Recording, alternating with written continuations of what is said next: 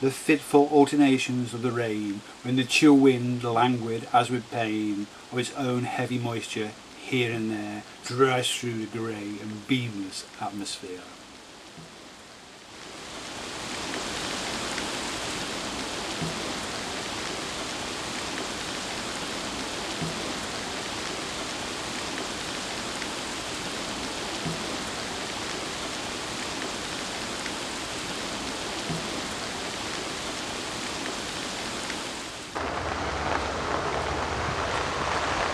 Hark at it! If you hear a local Derbyshireman say that, it means, look at the weather, and isn't it beautiful? In fact, it means it's pouring down. Because in the Peak District, for quite a large portion of the time, it's raining. And when it's not raining, it's drizzling and it's grey. Throughout the documentary so far, you've seen beautiful sunlit meadows and landscapes, but in fact a large portion of the time is spent with weather like this. The time now is mid-July, the plants will be thoroughly enjoying the drink they're getting. I am less so, but an interesting bit of weather lore exists around this time. For July the 15th is St Swithin's Day. St Swithin was a bishop in the cathedral down in Winchester during Anglo-Saxon times. When he became a saint, his body was buried in the actual churchyard, but soon they wanted to take the body out of the ground and to place it inside the cathedral proper. Unfortunately, this must have angered the ghost of him, for a storm blew up for 40 days and 40 nights. And it's now said that if it rains once on St Swithin's Day, then it will be 40 days of bad weather. Even with the bad weather that summer is usually bound to bring, you can still get out and see some beautiful wildflowers.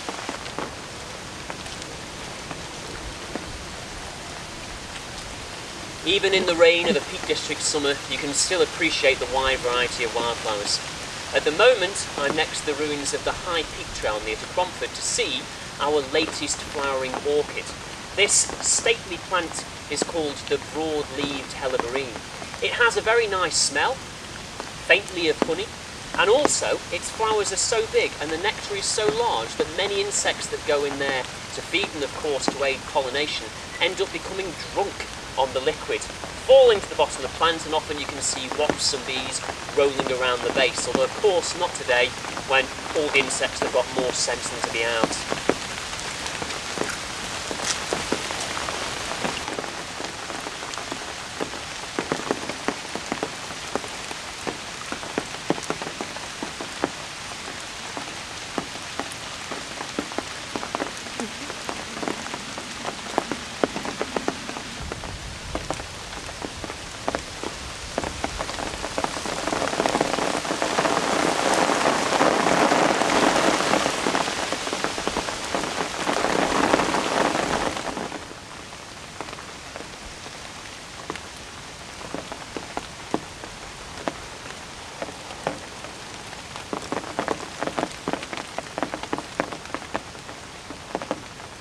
The broad-leaved helleborine is just one of a group of large orchids.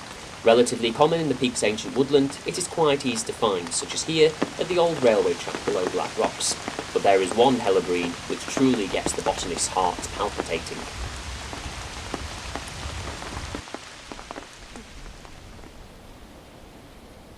To find this secretive bloom, we must head for the National Nature Reserve at Cresbrookdale. Routes to it usually follow many of the ancient greenways, themselves alive with summer flowers.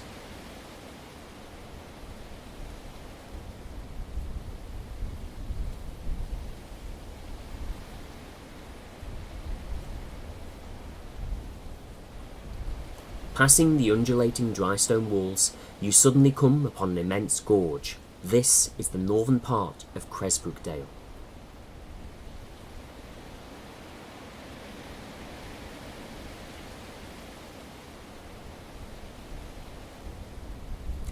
Parts of the dale sides are covered in a habitat type known as retrogressive scrub, where small shrubs and sheltered screes support a number of rare plants.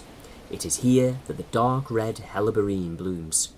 Normally the number and flower can be counted on one hand, and it is because of this that its locations are so closely guarded, for some unscrupulous individuals still attempt to track them down to uproot and grow in their private collections. This not only affects wild plant populations, but is also often fruitless for the collector, as these orchids have such a complex relationship with specific fungi in the soil they cannot usually survive once replanted.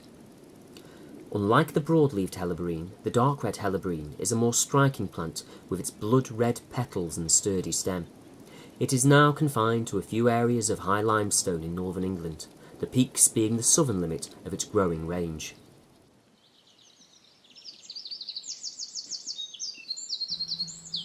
In the valleys, other unusual plants are blooming. This is yellow bird's nest. A bizarre-looking plant, it does not photosynthesize but parasitizes fungi in the soils, feeding on the nutrients of other plants around it. It is becoming very rare with the loss of ancient woodland, and it's sporadic in its blooming at best of times. I discovered this colony under dense scrub cover in Millersdale.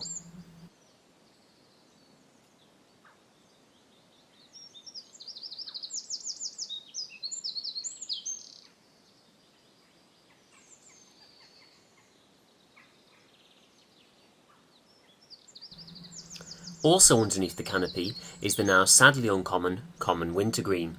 Its tiny flowers never fully open, and as the plant lacks both nectar and scents to attract insects, it usually self-pollinates. Its tiny seeds have no nutrition and blow on the wind, only growing if they land on soil with a complementary fungal mycelium.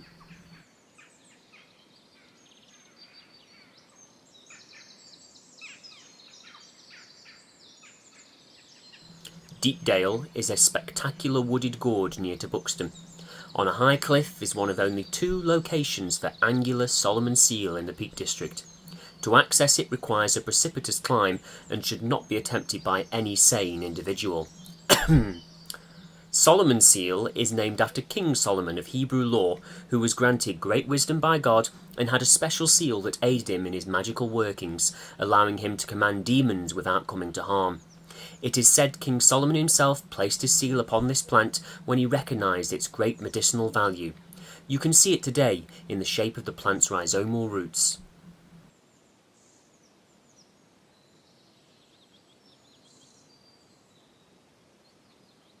From these shaky shots, you can see how the plant has remained safe on these precipitous limestone cliffs.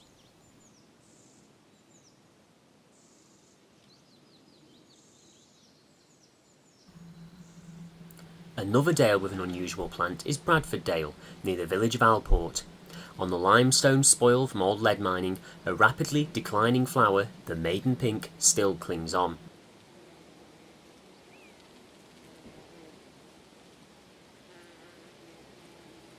The structure of the flower has adapted itself to butterfly pollination, only their narrow proboscis can fit inside the restricted mouth of the corolla.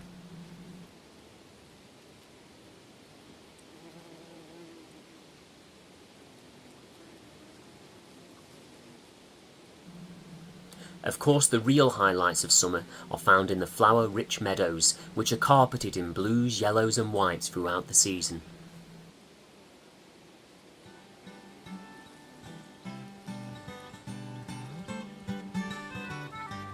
Who goes softly by my window? Who comes lightly in the night air? Is it friend or is it a foe? Who comes here with ne'er a care? Shall I rise or shall I slumber? If he knocks upon my door, but if I do not rise and answer, will he knock and knock some more? I'm for the bird that's golden flies, I'm for a shady hollow,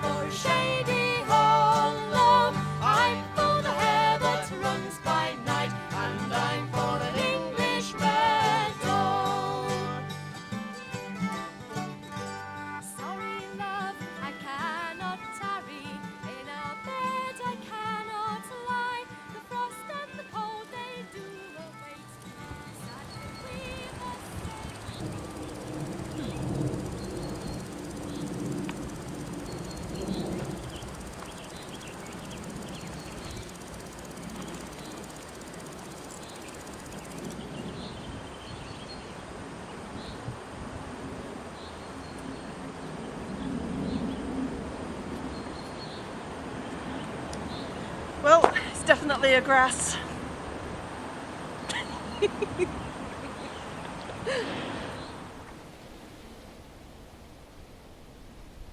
Dodging the rain clouds, you find that late summer is the only time of year when the moorlands blaze with colour, and there are a host of unusual blooms on the Peak District's high moors.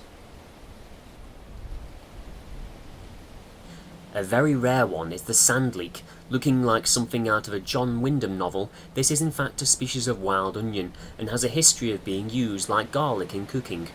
The plant head is made of a mixture of small, dark, onion-shaped bulbils, and purple flowers projecting out on stalks at a whole variety of angles, a very unusual sight in the English countryside.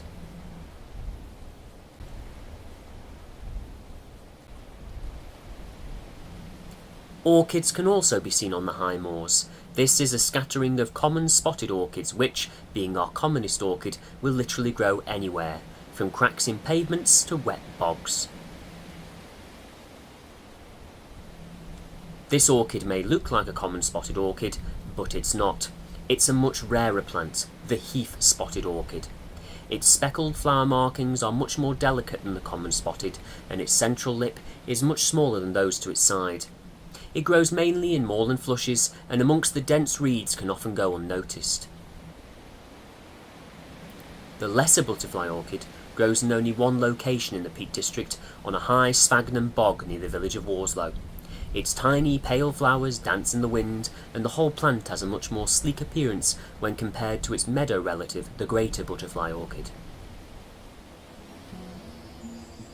The true moorland gems are found in the pristine little cloughs flowing down from the high peat morasses. You may often spot the more common upland plants, like the dainty heath bedstraw, or the perfect yellows of Tormentil. But to find the plants that get the botanist's hearts palpitating, you are looking for a precious and diminishing habitat. This tiny area of streamside flush is located near the mass of Moscar Moor, and amongst its acidic waters and mats of sphagnum are 3 very special plants. This is round-leaved sundew. The soil is so acidic in these flushes that there just aren't enough nutrients for most plants to survive, so the sundew has turned carnivorous. At its base are a series of red leaves covered in hair-like tendrils tipped with glistening droplets. This dew is very sticky, and when the presence of prey is detected, the tendrils curl inwards, trapping and slowly digesting the tiny insect. Bog pimpernel is a member of the primrose family, but you can barely see the relation. Its lilac pink round petals are patterned with longitudinal red veins, and the centre contains a tangled mass of filamentous stamens. This tiny bloom rarely exceeds a centimetre across. Its Latin name, Anagallis, comes from the Greek and means to delight again, a reference to the reopening of the flowers each day when the sun shines.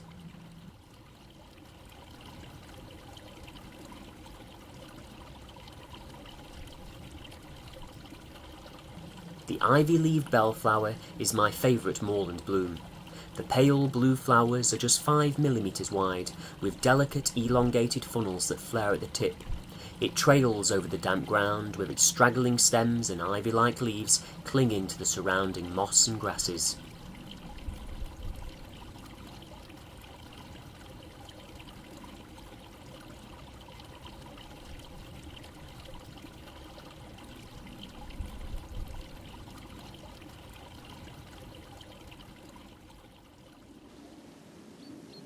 There are so many blooms at this time of year that just doing a small country walk you can chalk up a list of well over 100.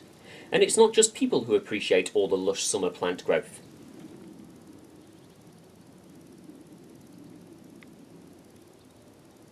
These 2 young rabbits are feeding on fresh green grass in Millersdale. A distinctive mammal of just about every habitat in the Peak District, they can be spotted at any time of the day and live together in large groups which dig interconnected burrows collectively called warrens. A horrific virus called myxomatosis was introduced to curb population size in the 1950s, and since then it has decimated numbers down to 99% of their original size.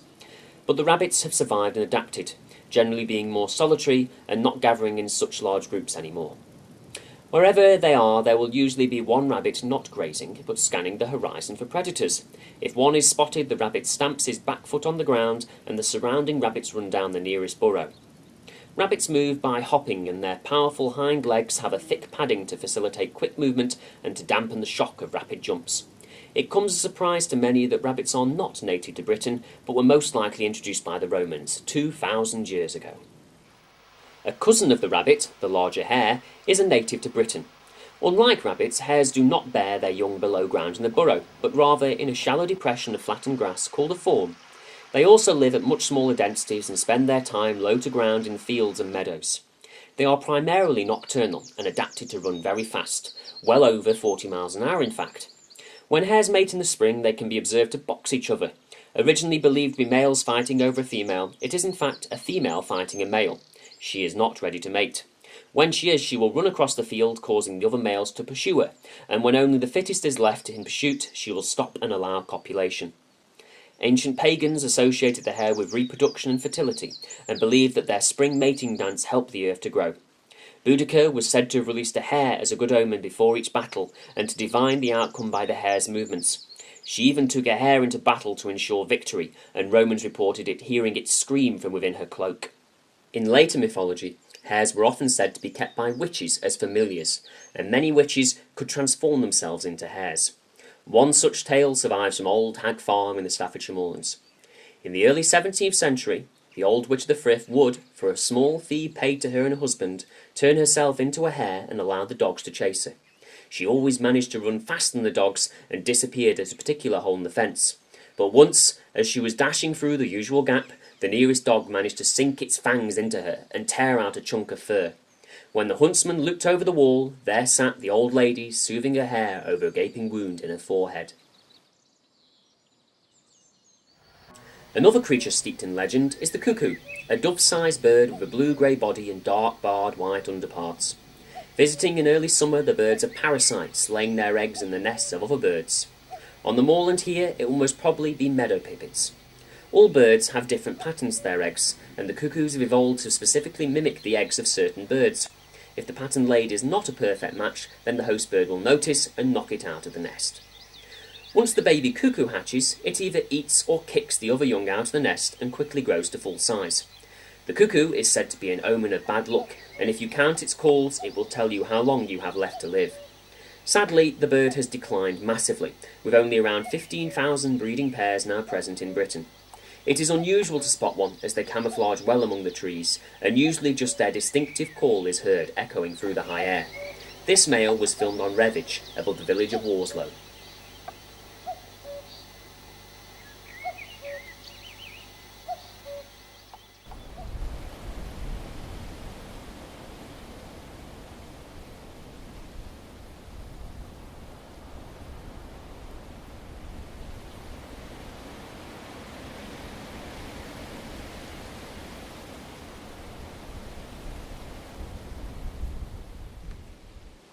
Another unusual bird is the stonechat. The size of a robin, but much more striking with its sharp, loud call sounding like two stones being banged together. They brave the high moors in the spring and summer before retreating south for the colder winter. The males have striking black heads with a red chest. The females may lack the male's black head, but have a beautiful orange tinge to their chest. They are most frequently seen flitting around a perch, usually on a favourite bush to catch insects in the evening sun.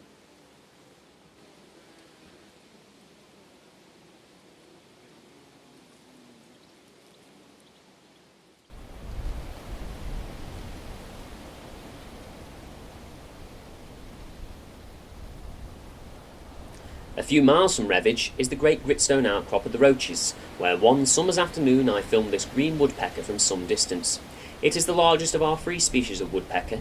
Unlike the other birds, it does not generally spend its time drumming on trees, but instead likes the high sandy ground where it can get a fill of its favourite food, ants. It is very wary of people and easily blends in, so is rarely spotted.